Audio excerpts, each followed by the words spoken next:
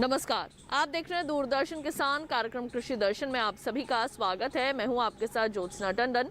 कृषि दर्शन एक ऐसा कार्यक्रम है जिसमें हम आपको कृषि जगत से जुड़ी तमाम जानकारियां देते हैं अपने 3 सेगमेंट्स के जरिए, जो कि है विज्ञान और किसान, कृषि स्टार्टअप और फार्मिंग इंडिया। इन तीनों ही सेगमेंट्स में होती हैं कुछ ऐसी खास जानकारियां जो कि आपके लिए काफ़ी लाभकारी साबित हो सकती हैं। आपको बता दें कि वर्तमान महामारी के बीच हमारे किसान भाई बहन और खेतीहर मजदूर हर संभव प्रयास कर रहे हैं, कड़ी मेहनत कर रहे हैं, मंडियों में जा रहे हैं कि हमारे घरों में भोजन की कमी न होने पाए। इसलिए हमारा फर्ज बनता है कि हम समय से पहले कृषि जगत से जुड़ी तमाम जानकारियां आप तक पहुंचा पाएं। आइए कार्यक्रम की शुरुआत करते हैं और सबसे पहले देखते हैं एक खास रिपोर्ट। देश में स्मार्ट खेती को बढ़ावा देने के लिए आज एक वृहद वेबिनार आयोजित किया गया। इस वेबिनार को खुद प्रधानमंत्री श्री नरेंद्र मोदी जी ने संबोधित किया। इस वेबिनार के माध्यम से केंद्र सरकार के कई मंत्री जुड़े। इसमें प्रधानमंत्री श्री नरेंद्र मोदी जी ने किसान मानधन योजना, तिलहन मिशन, गति शक्ति योजना और प्राकृतिक खेती जैसे विषयों पर विशेष रूप से बल दिया। आइए डालते हैं एक नजर। साथियों, इस वर्ष का एग्रीकल्चर बजट बीते सालों के इन्हीं प्रयासों को कंटिन्यू करता है, उनको विस्तार देता है।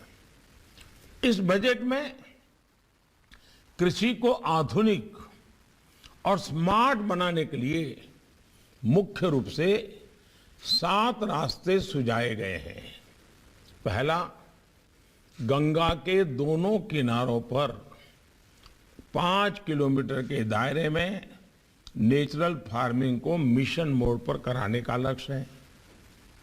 उसमें हर्बल मेडिसिन पर भी बल दिया जा रहा है, फल फूल पर भी बल दिया जा रहा है। दूसरा, एग्रीकल्चर और हॉर्टिकल्चर में आधुनिक टेक्नोलॉजी किसानों को उपलब्ध कराई जाएगी। तीसरा, खाद्य तेल के इंपोर्ट को कम करने के लिए मिशन ऑयल पाम के साथ साथ तिलहन को जितना हम बल दे सकते हैं उसको सशक्त करने का हम प्रयास कर रहे हैं और इस बजट में इसको बल दिया गया है। इसके अलावा चौथा लक्ष्य है कि खेती से जुड़े उत्पादों के ट्रांसपोर्टेशन के लिए पीएम गति शक्ति प्लान द्वारा लॉजिस्टिक की नई व्यवस्था बनाई जाएगी। बजट में 5वां समाधान दिया गया है कि एग्री वेस्ट मैनेजमेंट को अधिक ऑर्गेनाइज किया जाएगा। वेस्ट टू एनर्जी के उपायों से किसानों की आय बढ़ाई जाएगी। छठा सॉल्यूशन है कि देश के 1.5 लाख से भी ज्यादा पोस्ट ऑफिस में रेगुलर बैंकों जैसी सुविधाएं मिलेगी ताकि किसानों को परेशानी ना हो। और 7वां ये कि एग्री रिसर्च और एजुकेशन से जुड़े सिलेबस में skill development, human resource development आज के आधुनिक समय के अनुसार बदलाव किया जाएगा। साथियों, एक और विषय है कोऑपरेटिव सेक्टर का। भारत का कोऑपरेटिव सेक्टर काफी पुराना है, वाइब्रेंट है। चाहे वो चीनी मिलें हो, खाद कारखाने हो, डेयरी हो, ऋण की व्यवस्था हो, अनाज की खरीद हो, कोऑपरेटिव सेक्टर की भागीदारी बहुत बड़ी है। हमारी सरकार ने इससे जुड़ा नया मंत्रालय भी बनाया है और उसका मूल कारण किसानों की ज्यादा से ज्यादा मदद करने का है। हमारी कोऑपरेटिव में एक वाइब्रेंट बिजनेस एंटिटी बनाने का बहुत स्कोप होता है। आपका लक्ष्य होना चाहिए कि कोऑपरेटिव को एक सफल बिजनेस एंटरप्राइज में कैसे बदलें। साथियों, हमारे जो माइक्रो फाइनेंसिंग इंस्टीट्यूट्स हैं उनसे भी मेरा आग्रह है कि वो आगे आए और एग्री स्टार्टअप को, फार्म प्रोड्यूस ऑर्गेनाइजेशन, एफपीओस को ज्यादा से ज्यादा आर्थिक मदद करें। हमारे देश के छोटे किसानों का खेती पर होने वाला खर्च कम करने में एक बड़ी भूमिका भी आप सभी निभा सकते हैं। जैसे हमारा छोटा किसान खेती में इस्तेमाल होने वाले आधुनिक उपकरण नहीं खरीद सकता, इसका एक समाधान है। छोटा किसान कहां से लाएगा? और उसको आज लेबरर भी बहुत कम मिलते हैं। ऐसी स्थिति में हम एक नए तरीके से सोच सकते हैं क्या, पूलिंग का। हमारे कॉरपोरेट जगत को ऐसी व्यवस्थाएं बनाने के लिए आगे आना चाहिए जिसमें खेती से जुड़े उपकरणों को किराए पर देने की सुविधा हो।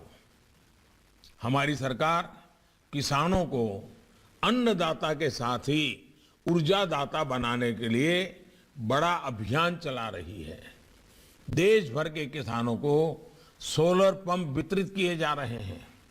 हमारे ज्यादा से ज्यादा किसान खेतों में कैसे सोलर पावर पैदा करें, इस दिशा में भी हमने अपने प्रयास बढ़ाने चाहिए। उसी प्रकार से मेड़ पर पेड़, हमारे जो खेत की सीमा होती है, आज हम टिम्बर इंपोर्ट करते हैं।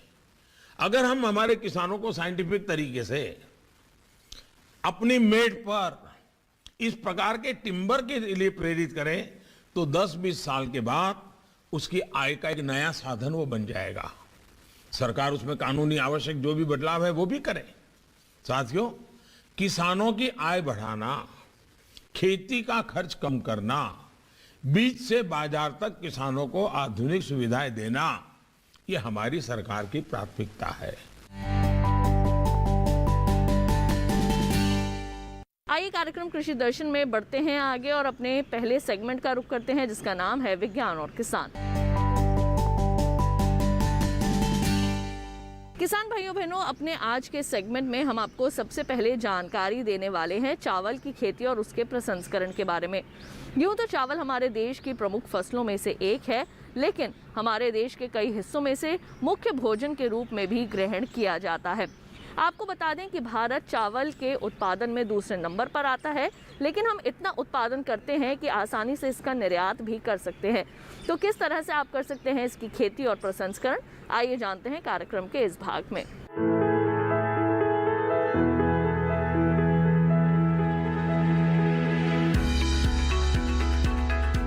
चावल के स्टार्च का इस्तेमाल कपड़ा उद्योग में हो रहा है, जबकि इसकी पराली जानवरों के बिछावन और कांच की पैकिंग वगैरह में इस्तेमाल हो रही है।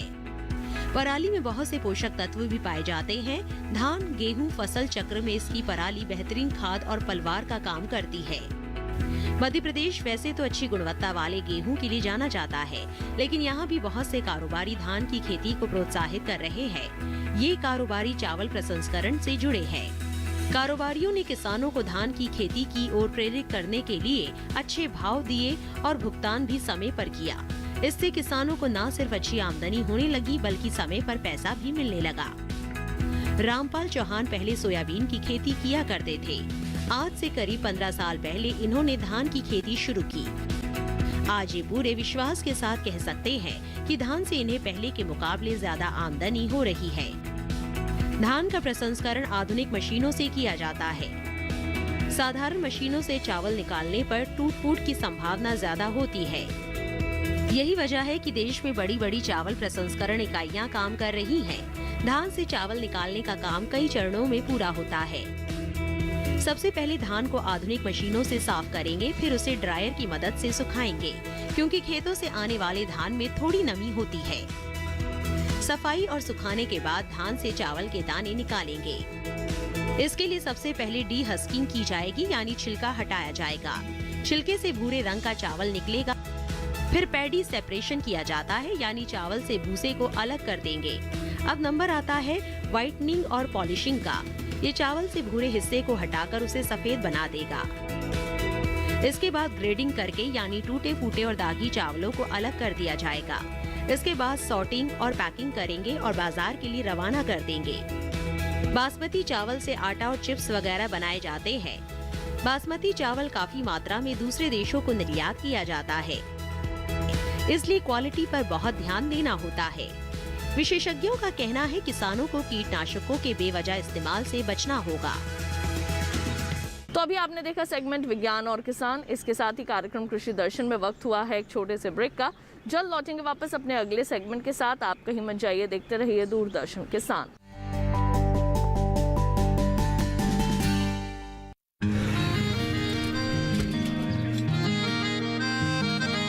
क्या बात है भाई, आजकल तो काफी खुश नजर आ रहे हो। क्यों ना हूँ, अब मैं ऑर्गेनिक खेती जो कर रहा हूँ। ये पूरा प्राकृतिक है, ऑर्गेनिक है। इसमें हमारे खेत, हमारी फसल और हमारी जेब सब फायदे में होते हैं और इसमें लागत भी कम है। जी हाँ, आप भी ऑर्गेनिक खाद का प्रयोग करें, अपनी फसल और मिट्टी को तंदुरुस्त बनाएं और आपकी आमदनी में इजाफा करें। अधिक जानकारी के लिए किसान call centre toll free number 1800-180-1551 पर कॉल करें और लॉग ऑन करें kisan.gov.in और farmer.gov.in। कृषि और किसान कल्याण मंत्रालय द्वारा किसान हित में जारी।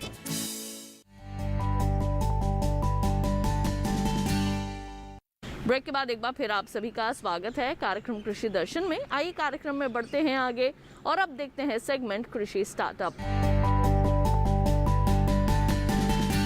किसान भाइयों बहनों, अगर आप आधुनिक तकनीकों को अपने खेती के क्षेत्र में अपनाएंगे तो निश्चित तौर पर आप श्रम को भी कम कर सकते हैं और उपज को बढ़ा सकते हैं। आइए आज आपकी मुलाकात करवाते हैं एक ऐसे ही सफल किसान से जिनका नाम है कुणाल गहलोत, जिन्होंने न केवल आधुनिक तकनीकों को खेती में अपनाया बल्कि दूसरे किसानों को इसके लिए प्रोत्साहित भी किया। आइए देखते हैं उनकी सफलता की ये कहानी।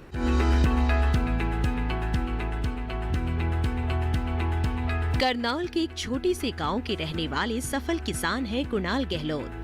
इनके पिता का नाम राजपाल सिंह है। वे पेशे से किसान हैं। आर्थिक स्थिति ठीक नहीं होने के बावजूद भी इन्होंने अपने बेटे कुणाल गहलोत को अच्छी शिक्षा हासिल करने के लिए शहर में पढ़ने भेजा। खेती में ज्यादा मन लगने की वजह से कुणाल अपने पिता का हाथ बटाने गाँव आ गए और खेती से पूरी तरह से जुट गए और उन्होंने किसान बनने का फैसला किया। बचपन में अपने पिता और गांव के किसानों को परंपरागत खेती करते देखा था। इन्होंने पाया था कि किसानों की आय नहीं बढ़ पा रही थी। वे खेती करते समय हमेशा सोचते थे कि ऐसा क्या किया जाए जिससे किसानों की आमदनी बढ़ सके। कृषि विज्ञान केंद्र दिल्ली के संपर्क में आकर कुणाल गहलोत ने विकास का एक रास्ता देखा। इन्होंने कृषि विज्ञान केंद्र और पूसा से खेती में व्यावसायिक शिक्षा हासिल की। प्रशिक्षण हासिल करने के बाद कुणाल ने 0.5 एकड़ में सफेद बटन मशरूम की सफल कृषि से शुरुआत की। ये खुशी की बात है कि आज उनका मशरूम खेती क्षेत्रफल 1.5 एकड़ तक हो गया है। कुणाल गहलोत इससे लगभग 8 लाख रुपए सालाना का शुद्ध लाभ कमा लेते हैं।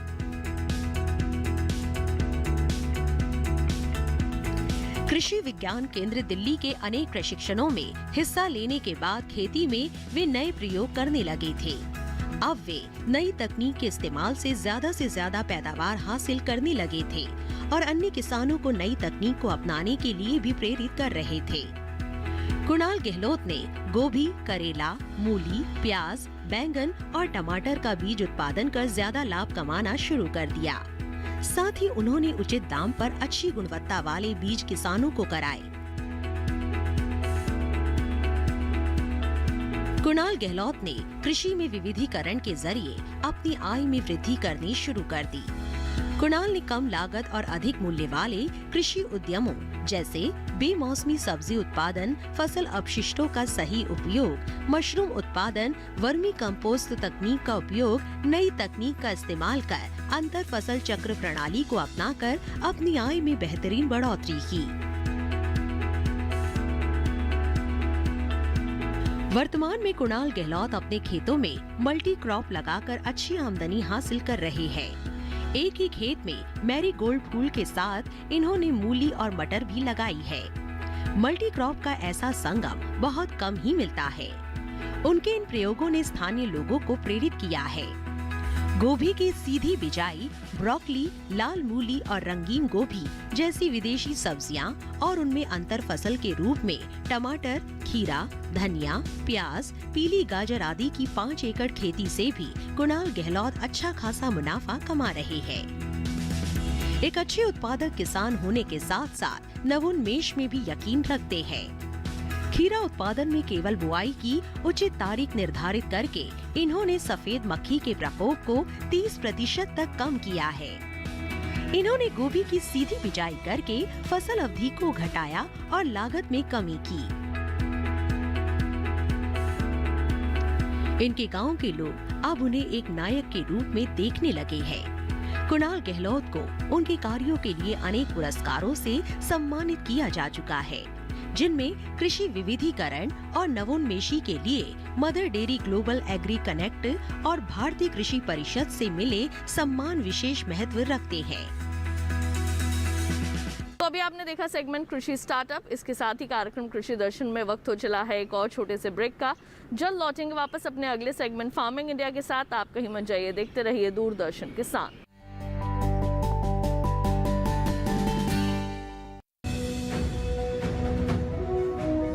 भारत सरकार का हर प्रयास किसानों को दे रहा है एक नई आस। देश के किसानों की खुशहाली और उन्हें आत्मनिर्भर बनाने के लिए भारत सरकार समर्पित है। प्रधानमंत्री श्री नरेंद्र मोदी जी के नेतृत्व में कृषि क्षेत्र में किए गए निरंतर प्रयासों के फलस्वरूप देश खाद्यान्न व बागवानी के क्षेत्र में आत्मनिर्भर हो चुका है और देश में दलहन का उत्पादन भी बढ़ा है।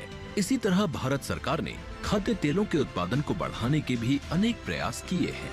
इसी क्रम को आगे बढ़ाते हुए माननीय प्रधानमंत्री श्री नरेंद्र मोदी जी के नेतृत्व में भारत सरकार ने दूरदर्शी निर्णय लेते हुए राष्ट्रीय खाद्य तेल मिशन ऑयल पाम की शुरुआत की है।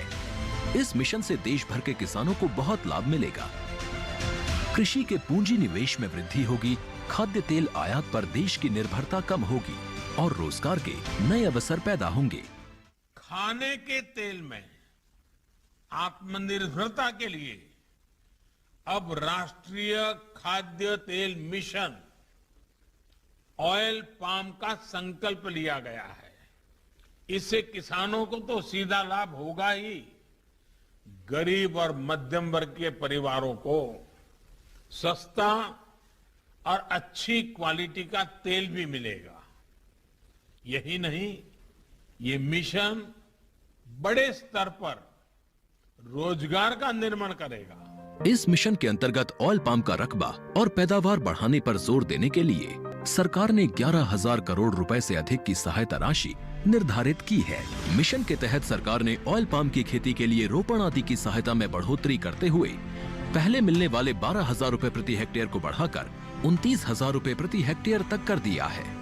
ऑयल पाम के पुराने बागों के पुनरुद्धार के लिए 250 रुपए प्रति पौधा के हिसाब से विशेष सहायता दी जा रही है। पौधारोपण सामग्री की कमी दूर करने और बीजों की पैदावार करने वाले बागों को भी सहायता दी जाएगी। इसके तहत 15 हेक्टेयर ऑयल पाम उद्यान के लिए 80 लाख रुपए तक की सहायता राशि दी जाएगी। इसके अलावा नर्सरी विकास के लिए 40 लाख रुपए तक तय किए गए हैं। पूर्वोत्तर और अंडमान राज्यों के लिए विशेष सहायता का भी प्रावधान है। ऑयल पाम के किसान ताजे फलों के गुच्छे यानी FFB का उत्पादन करते हैं, जिनकी वर्तमान में कीमतें अंतर्राष्ट्रीय मूल्यों में उतार चढ़ाव के आधार पर तय होती हैं। पहली बार केंद्र सरकार ताजे फलों के गुच्छे की कीमत के लिए किसानों को आश्वासन दे रही है। ये व्यवहार्यता मूल्य यानी VP कहलाएगा, यानी किसानों को कोई घाटा नहीं होने दिया जाएगा। व्यवहार्यता मूल्य VP तय करने की शुरुआत 1 नवंबर से होगी और अगले वर्ष 31 अक्टूबर तक जारी रहेगी। इसे ऑयल पाम वर्ष कहा जाएगा। इस योजना के तहत वर्ष 2025-26 तक ऑयल पाम का रकबा 6.5 लाख हेक्टेयर सृजित करने और कच्चे ऑयल पाम की पैदावार वर्ष 2025-26 तक 11.20 लाख टन पहुंचाने का लक्ष्य निर्धारित किया गया है। सरकार के इस महत्वपूर्ण निर्णय से देश में ऑयल पाम की खेती करने वाले किसानों में विश्वास पैदा होगा और वे खेती का रकबा बढ़ाएंगे। इस तरह पाम ऑयल का उत्पादन भी बढ़ेगा, जिससे किसानों की आय बढ़ेगी और ग्रामीण अर्थव्यवस्था भी सुदृढ़ होगी।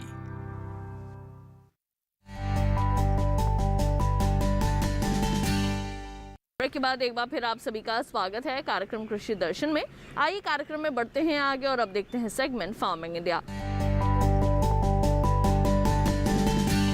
किसान भाइयों बहनों, जैसे कि हम सभी जानते हैं कि हमारे देश के कई हिस्से ऐसे हैं जहां पर कम पानी होता है, लेकिन कम पानी में भी अब आप अच्छी खेती कर सकते हैं, क्योंकि हमारी वर्तमान सरकार किसानों के लिए कुछ इस तरह की योजनाएं लेकर आती है जिससे कि खेती को तो बढ़ावा मिलता है, साथ ही साथ आपका उत्पादन भी दोगुना होता है। आइए आज आपको जानकारी देते हैं प्रधानमंत्री कृषि सिंचाई योजना के बारे में। किस तरह आप इस योजना का लाभ ले सकते हैं, आइए जानते हैं कार्यक्रम के इस भाग में।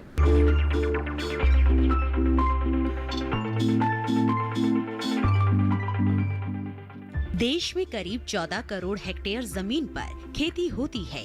2015 में जब प्रधानमंत्री कृषि सिंचाई योजना शुरू हुई तब 6.5 करोड़ हेक्टेयर जमीन पर ही सिंचाई की सुविधाएं उपलब्ध थी। इसका मतलब ये हुआ कि आधे से भी ज्यादा जमीन बारिश के पानी पर निर्भर थी। जाहिर है वर्षा आधारित इलाकों में पैदावार कम होती है और किसानों को खेती से उतना लाभ नहीं मिल पाता जितना मिलना चाहिए। प्रधानमंत्री कृषि सिंचाई योजना का असल मकसद हर खेत तक पानी पहुंचाना है। यह अम्ब्रेला स्कीम है और इसमें मुख्य रूप से 2 घटकों को शामिल किया गया है। त्वरित सिंचाई लाभ कार्यक्रम यानी AIBP और हर खेत को पानी के भी 4 उप घटक हैं, जैसे command area development, surface miner irrigation, जल निकायों की मरम्मत, नवीनीकरण और बहाली तथा चौथा भूजल विकास। इसके अलावा सिंचाई योजना में दूसरे मंत्रालयों के भी 2 घटकों को शामिल किया गया है। पहला घटक प्रति बूंद अधिक उपज है, जो केंद्र कृषि मंत्रालय के कृषि, सहकारिता और किसान कल्याण विभाग की ओर से कार्यान्वित किया जा रहा है। दूसरे घटक का नाम वाटरशेड विकास है। इसका कार्यान्वयन ग्रामीण विकास मंत्रालय का भूमि संसाधन विभाग कर रहा है। सिंचाई योजना का उद्देश्य खेत तक पानी की पहुंच को बढ़ाना और सुनिश्चित सिंचाई के तहत खेती योग्य क्षेत्र का विस्तार करना था। इसके अलावा खेत में पानी के उपयोग की दक्षता में सुधार करना और स्थायी जल संरक्षण प्रथाओं को पेश करना भी इसमें शामिल था। पानी की बचत इस योजना का बहुत महत्वपूर्ण पहलू है। 2020-21 के दौरान इस योजना के तहत 9,38,000 हेक्टेयर फसलों को सूक्ष्म सिंचाई के तहत लाया गया। इसमें टपक और फव्वारा दोनों तरह की सूक्ष्म विधियां शामिल है। 2021-22 के लिए हर खेत को पानी के अंतर्गत 899 करोड़ रुपए के बजट का प्रावधान किया गया। प्रति बूंद अधिक उपज के लिए 4,000 करोड़ रुपए को और वाटरशेड डेवलपमेंट के मद में 2,000 करोड़ रुपए का प्रावधान किया गया है। और इसी के साथ हमारे आज के कृषि दर्शन कार्यक्रम के इस अंक में बस इतना ही। उम्मीद है कार्यक्रम में दी गई जानकारियां आप सभी के जरूर काम आएंगी। कृषि दर्शन आपका अपना कार्यक्रम है। इस कार्यक्रम के लिए अगर आप अपने कोई सुझाव देना चाहते हैं तो आप हमें पत्र लिख सकते हैं। हमारा पता है कृषि दर्शन, कमरा number 59A, CPC Doordarshan, Khelgaon, नई दिल्ली 110049। अगर आप हमें ईमेल करना चाहते हैं तो हमारा ईमेल ID है krishidarshandddk@gmail.com।